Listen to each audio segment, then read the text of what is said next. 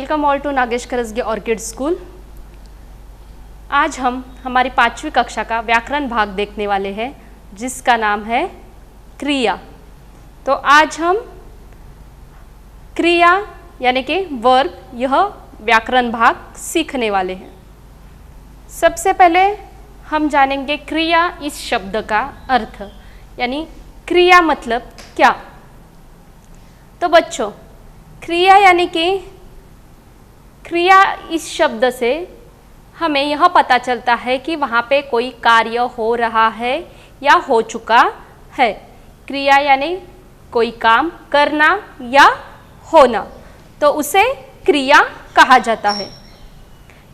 सबसे पहले हम क्रिया की व्याख्या देखेंगे। जिन शब्दों से किसी कार्य के करने या होने का पता चलता है उन्हें क्रिया कहते हैं। मेरे पीछे आपको भी यह व्याख्या दोहरानी है बच्चों। जिन शब्दों से किसी कार्य के करने या होने का पता चलता है उन्हें क्रिया कहते हैं। क्रिया यानी कि कार्य, जिस वाक्य में आया हुआ वह शब्द, जिस शब्द को पढ़कर हमें पता चलता है कि उस वाक्य में कौन सी क्रिया होने के बारे में बताया गया है या उस वाक्य में कौन सी क्रिया चल रही है, यह हमें जो शब्द पढ़कर पता चलता है उस शब्द को हम उस वाक्य का क्रिया शब्द कहेंगे। चलिए आगे देखते हैं उदाहरण। देखिए यहाँ पे आपको उदाहरण दिया गया है। सबसे पहले हम इस उदाहरण को ध्यानपूर्वक पढ़ेंगे। विवेक नहा रहा है। विवेक नहा रहा है। माँ खाना बना रही है। विवेक अभी नाश्ता करेगा। नाश्ता करके वह विद्यालय जाएगा। तो अभी बच्चों इस वाक्य में आपको क्या दिखाई दे रहा है? जी हाँ, बिल्कुल सही। इस वाक्य में आपको कुछ कुछ शब्द दूसरे रंग में दिखाई दे रहे हैं। तो ऐसा क्यों किया गया है? क्योंकि जो दूसरे रंग में दिए हुए शब्द है वह हमें बता रहे हैं कि विवेक क्या क्या कर रहा है या क्या क्रिया हो रही है या कौन सी क्रिया होने वाली है। इसलिए उस शब्द को हमने दूसरे रंग में ढाला है। तो चलिए पहला वाक्य देखेंगे। विवेक नहा रहा है। इस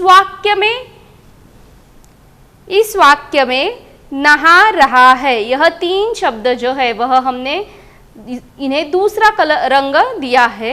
और यह जो शब्द है वह हमें क्या बता रहे हैं कि विवेक नहाने की क्रिया कर रहा है, यानी कि नहाने का काम कर रहा है।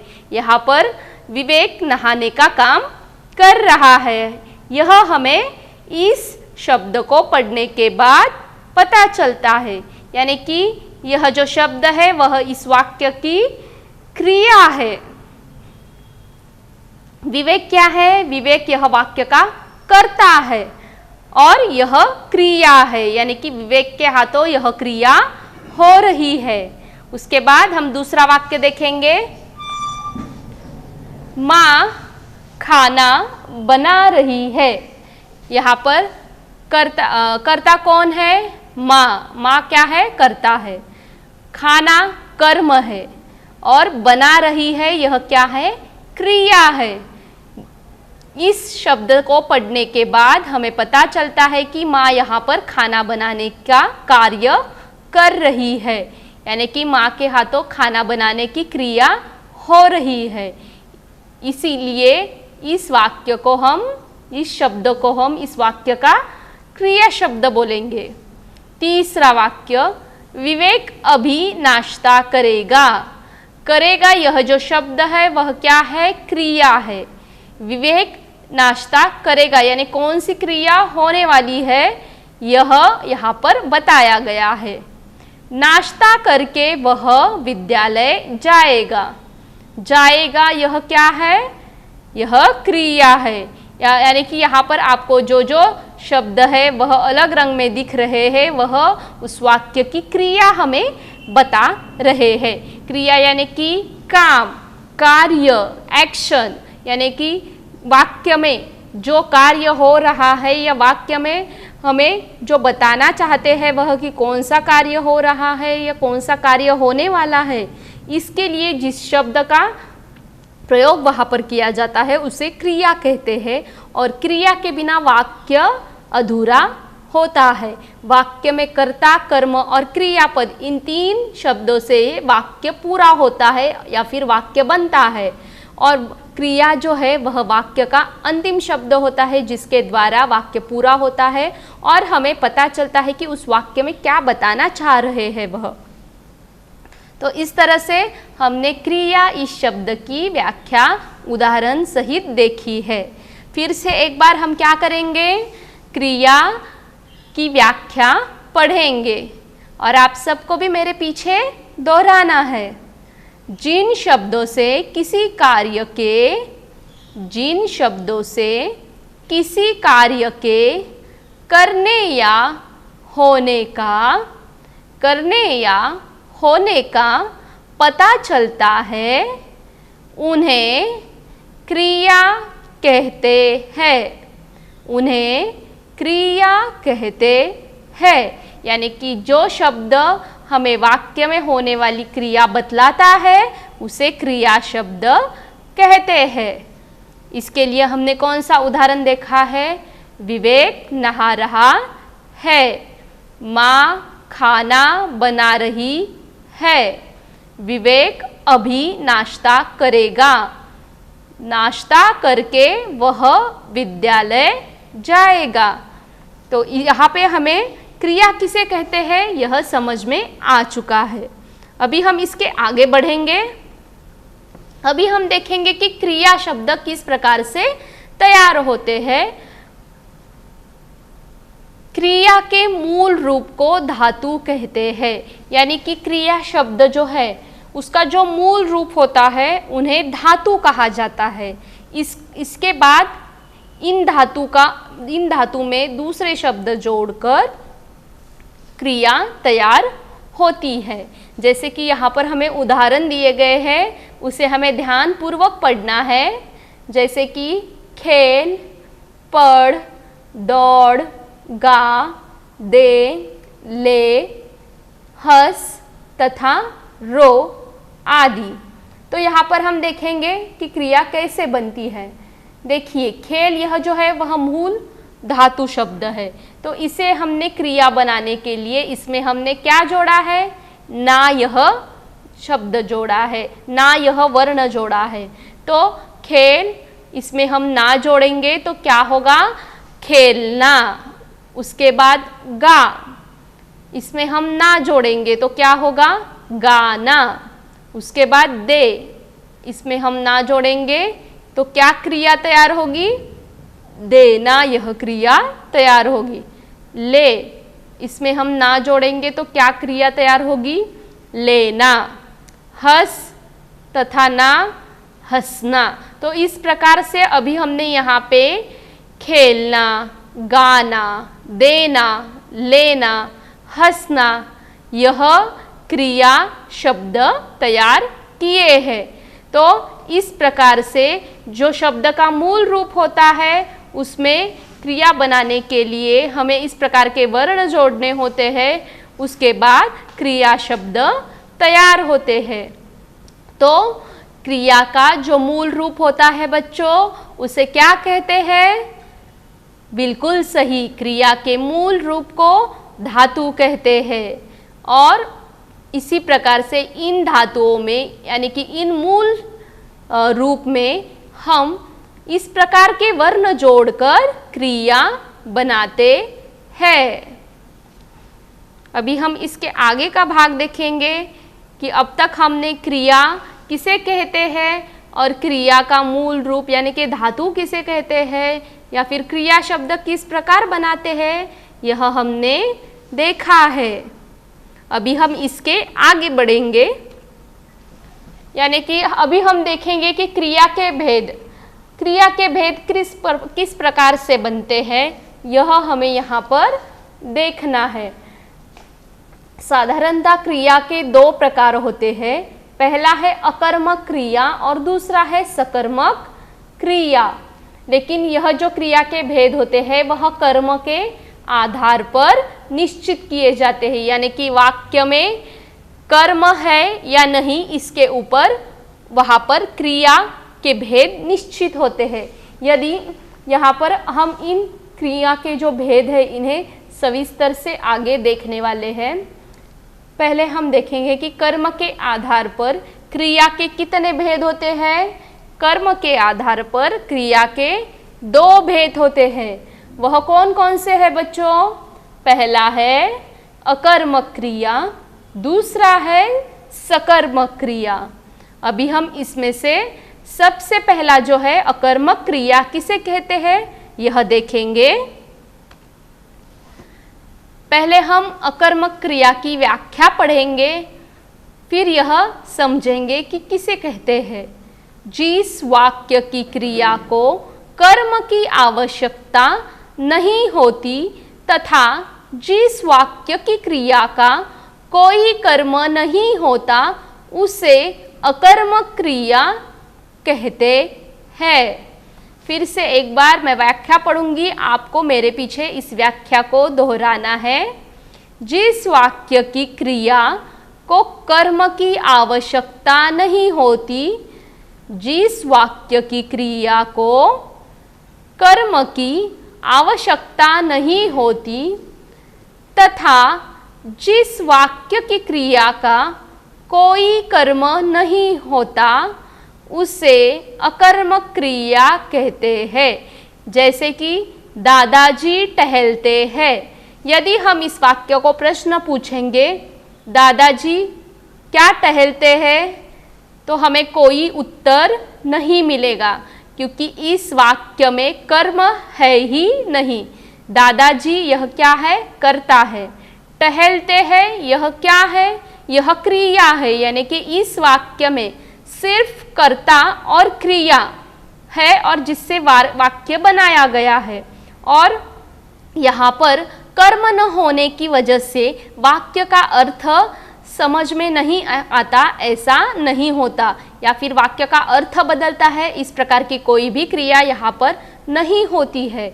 और यदि हम प्रश्न पूछेंगे तो हमें उसका जवाब नहीं मिलता है, इसलिए इस वाक्य को कर्म की ज़रूरत नहीं है। यह जो वाक्य है वह कर्ता और क्रिया से भी पूरा होता है, इसलिए यह जो वाक्य है वह, इस वाक्य में जो क्रिया है वह कैसी क्रिया है? अकर्मक क्रिया है, यानी कि जिस क्रिया के साथ उसका कर्म नहीं होता है उसे अकर्मक क्रिया कहते हैं। समझ में आया बच्चों? अकर्मक क्रिया किसे कहते हैं? अकर्मक क्रिया में कर्ता और क्रिया सिर्फ 2 ही वाक्य को पूरा करते हैं, उसमें कर्म की ज़रूरत नहीं होती है, या उसमें या फिर वाक्य में जो क्रिया का जो हम प्रयोग कर रहे हैं उसमें हम कर्म की उसे जोड़ नहीं देते हैं, इसलिए उसे अकर्मक क्रिया कहते हैं।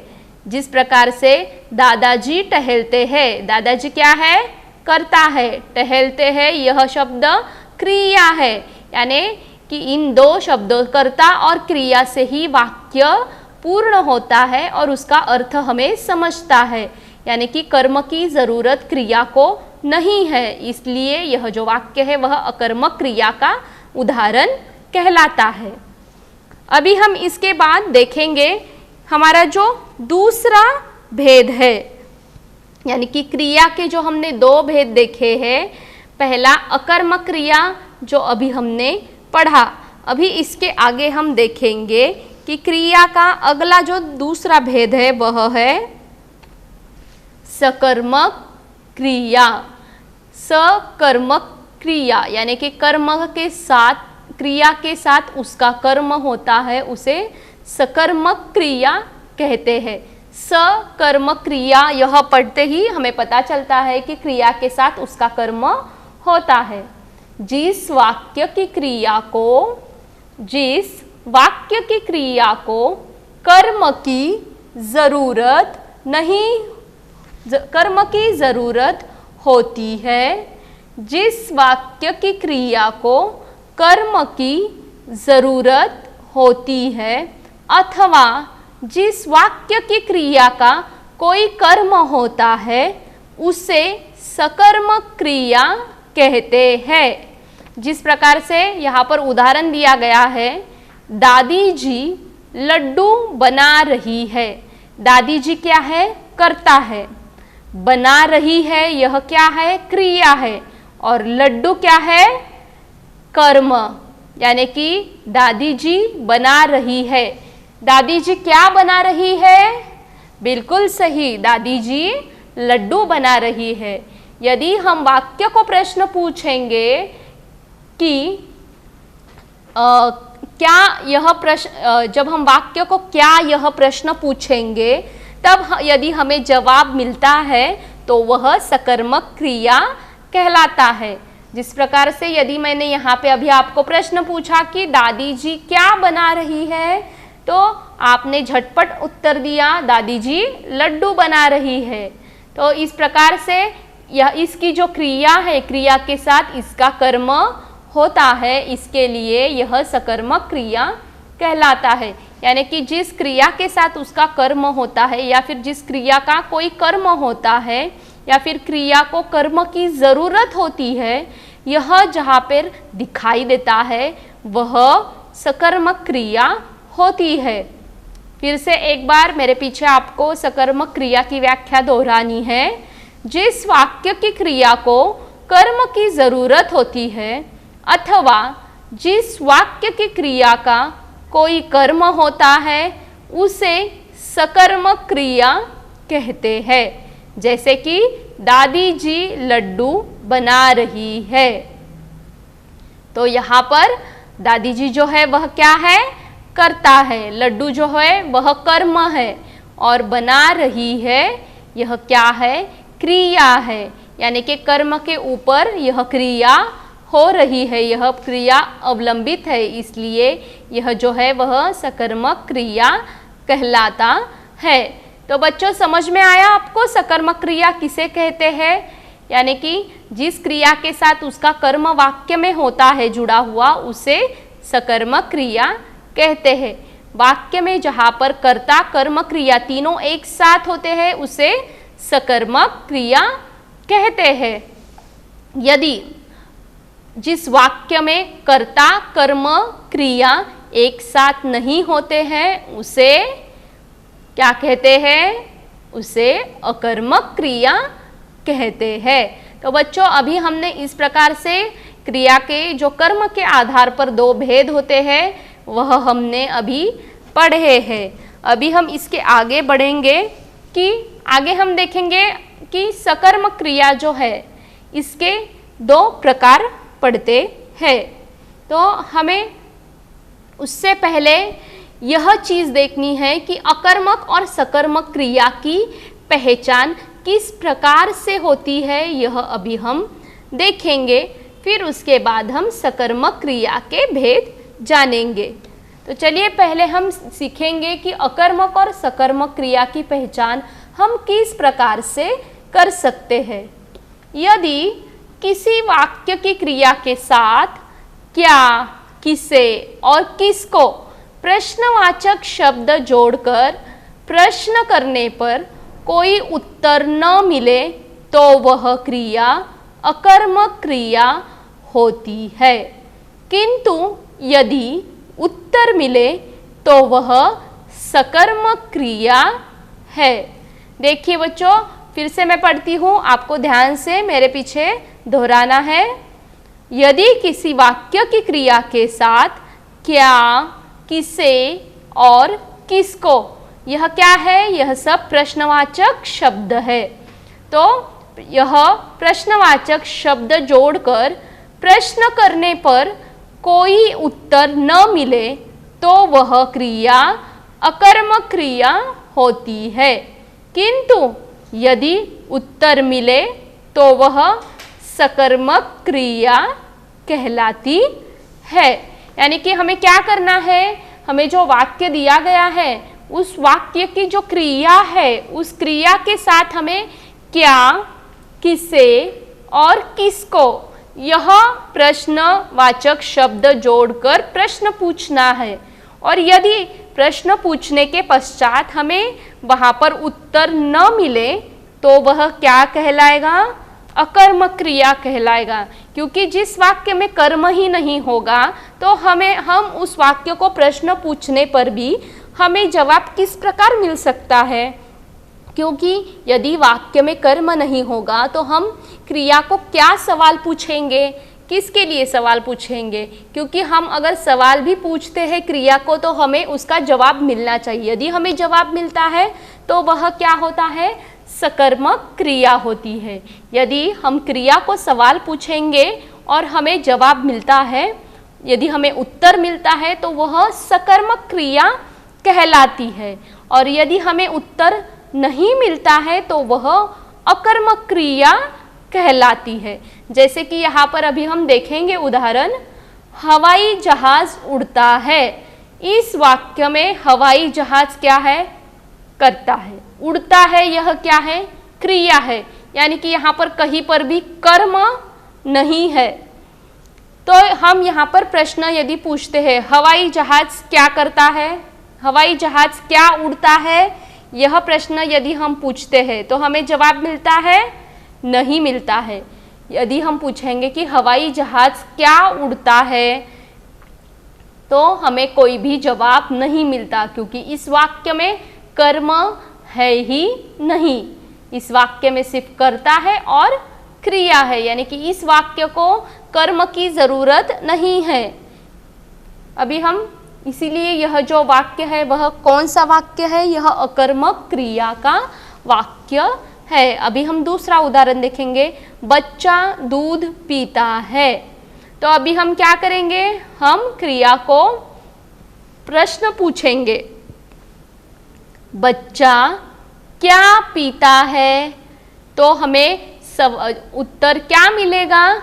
बच्चा दूध पीता है। यदि हम सवाल पूछेंगे तो हमें उत्तर मिलता है कि दूध। तो इस वाक्य में कर्ता क्या है? बच्चा। कर्म क्या है? दूध। क्रिया क्या है? पीता है। तो इस वाक्य में कर्ता, कर्म, क्रिया तीनों ही है और तीनों एक दूसरे से जुड़े हैं। तो यह जो वाक्य है वह सकर्मक क्रिया का वाक्य है। और यहाँ पर हम यदि प्रश्न भी पूछते हैं तो हमें उत्तर मिलता है, इसलिए यहाँ पर सकर्मक क्रिया समझ में आती है। तो इस प्रकार से बच्चों हमने यह जाना कि किस प्रकार से हम सकर्मक क्रिया और अकर्मक क्रिया की पहचान कर सकते हैं, या हमें किस प्रकार से यह पहचान करनी है। तो इस प्रकार से हमने अकर्मक और सकर्मक क्रिया की पहचान किस प्रकार करनी है यह यहाँ पर सीखा है। अभी हम इसके आगे बढ़ेंगे। आगे हम देखेंगे कि क्रिया का जो दूसरा भेद था सकर्मक क्रिया, तो उसके भेद देखेंगे हम, क्योंकि सकर्मक क्रिया में दो भेद होते हैं। पहला है एक कर्मक क्रिया और दूसरा है द्विकर्मक क्रिया। सबसे पहले लेकिन फिर से एक बार हम क्या करेंगे? सकर्मक क्रिया की व्याख्या देखेंगे। तो देखिए सकर्मक क्रिया किसे कहते हैं? अभी अभी हमने पढ़ा था, जिस वाक्य की क्रिया को कर्म की जरूरत होती है अथवा जिस वाक्य की क्रिया का कोई कर्म होता है उसे सकर्मक क्रिया कहते हैं। जैसे कि दादी जी लड्डू बना रही है। दादी जी क्या है? करता है। लड्डू क्या है? कर्म है। और बना रही है, यह क्या है? क्रिया है। तो अभी इसके अंतर्गत सकर्मक क्रिया के अंतर्गत हमें इसके दो भेद देखने हैं, वह इसके आगे है। तो सकर्मक क्रिया का जो पहला भेद है वह क्या है? एक कर्मक क्रिया और दूसरा है द्विकर्मक क्रिया। चलिए हम देखेंगे पहला भेद एक कर्मक क्रिया, यानी कि इस एक कर्मक क्रिया, यह शब्द सुनते ही आपको कुछ समझ में आ रहा है या नहीं? हाँ, यह शब्द एक कर्मक क्रिया, यह सुनते ही हमें थोड़ा बहुत समझ में आता है कि इसमें वाक्य का, इसमें जो कर्म है वह एक ही कर्म होता है। चलिए हम व्याख्या देखेंगे। जिस वाक्य की क्रिया का एक कर्म होता है उसे एक कर्म क्रिया कहते हैं। चलिए मेरे पीछे आपको फिर से दोहराना है। जिस वाक्य की क्रिया का एक कर्म होता है, जिस वाक्य की क्रिया का एक कर्म होता है उसे एक कर्म क्रिया कहते हैं। जैसे कि पुत्र ने दूध पिया। पुत्र क्या है? कर्ता। दूध क्या है? कर्म। और पिया क्या है? क्रिया। तो इस प्रकार से इस वाक्य में हमें कर्म क्या है? दूध। सिर्फ एक ही कर्म दिखाई देता है, उसे एक कर्म क्रिया कहते हैं। यानी कि इस क्रिया का यह एक ही कर्म वाक्य में पाया जाता है, इसलिए इसे क्रिया कहते हैं। पुत्र ने दूध पिया, यह क्या है? एक कर्म क्रिया का उदाहरण है, क्योंकि क्रिया का कर्म जो है वह एक ही वाक्य में पाया जाता है। तो अभी हम इसके आगे जाके देखेंगे द्विकर्मक क्रिया, यानी कि द्वि यानी कि दो, कर्मक यानी कि कर्म, दो कर्म, क्रिया के दो कर्म जिस वाक्य में पाए जाते हैं। चलिए इसकी व्याख्या देखेंगे हम। जिस वाक्य की क्रिया के दो कर्म होते हैं, जिस वाक्य की क्रिया के दो कर्म होते हैं उसे द्विकर्मक क्रिया कहते हैं। जिस वाक्य की क्रिया के दो कर्म होते हैं उसे द्विकर्मक क्रिया कहते हैं। चलिए यानी कि यहाँ पर यह बताया गया है कि वाक्य में यदि क्रिया के दो कर्म होते हैं, यानी दो कर्म क्रिया से जुड़े हुए होते हैं, तो वह जो वाक्य है वह द्विकर्मक क्रिया का वाक्य कहलाएगा। यानी कि पहले हमने देखा कि वाक्य में एक ही कर्म था, लेकिन यहाँ पर इस भेद में वाक्य में हमें दो कर्म होते हैं ऐसा बताया गया है। तो चलिए हम उदाहरण देखेंगे। दादाजी ने भिखारी को कपड़ा दिया। दादाजी ने, दादाजी क्या है? कर्ता है। भिखारी क्या है? कर्म है। कपड़ा क्या है? कर्म है। और दिया क्या है? क्रिया है। तो दादाजी ने भिखारी को कपड़ा दिया। इस वाक्य में भिखारी और कपड़ा यह दो कर्म बताए गए हैं, इसलिए यहाँ पर द्विकर्मक क्रिया होती है। यानी कि भिखारी को कपड़ा देने की क्रिया हुई है। यह हमें किस प्रकार पता चलता है? यह वाक्य जब हम पूरा पढ़ेंगे, दादाजी ने क्या दिया, जब हम यह प्रश्न पूछेंगे तो हमें उत्तर क्या मिलता है? दादाजी ने क्या दिया? दादाजी ने भिखारी को कपड़ा दिया। तो जब हम इस वाक्य को या क्रिया को प्रश्न पूछेंगे कि दादाजी ने क्या दिया, तब हमें उत्तर में क्या मिलता है? भिखारी को कपड़ा दिया। यानी कि भिखारी और कपड़ा यह दो कर्म इस वाक्य में आए हैं। इस प्रकार से यह द्विकर्मक क्रिया कहलाता है।